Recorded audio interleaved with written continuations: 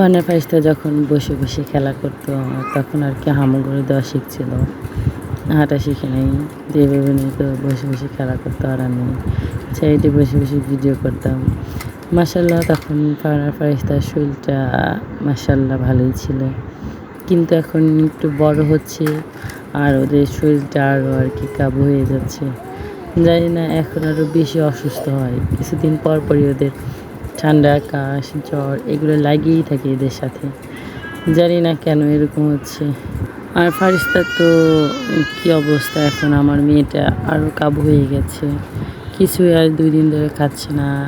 যেরকম কাশি হয়েছে সেরকম ঠান্ডা লাগছে, অনেক ওষুধ খাওয়াচ্ছে কিন্তু কোনো ওষুধই কাম হচ্ছে না তার। জানি না এমন হচ্ছে কেন। সবাই ফারহানা ফারিস্তার জন্য একটু দোয়া করবেন যেন ওরা এই জন্য একটু সুস্থ থাকে। ছোট সময় ওদের একটু অসুখ আর কি একটু কমই ছিল, যখন একদম ছোট ছিল হালকা একটু ঠান্ডা লাগলে ওষুধ খাইলে কমে যেত, কিন্তু এখন একটু বড় হয়েছে, এখন ঠান্ডা লাগলে তো সারেই না। আর ঠান্ডা লাগার পরে আবার ফারিস্তার কাশি হয়ে যায়, কাশি হলে বুকে সমস্যা হয়ে যায়। এই যে কী বিপদ! এদিকে ওষুধও খাইতে চায় না সেরকমভাবে, আবার কান্নাকাটিও করে, কোনো খাবারও খায় না ঠিক মতন। এদিকে আর কি কাবু হয়ে যাচ্ছে অনেকটাই। এই তো যখন আর কি বসা শিখছিল 2 ভাই বোনে খেলা করতো তখন সেরকমভাবে মারামারি করতো না।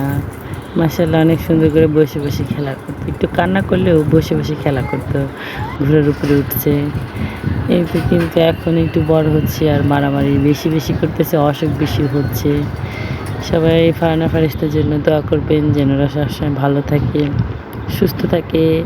আমিও সবারই জন্য দোয়া করি, যাদের বাচ্চা আছে সবারই বাচ্চা যেন সুস্থ থাকে, ভালো থাকে। যে গরম পড়তেছে সবারই বাচ্চার দিকে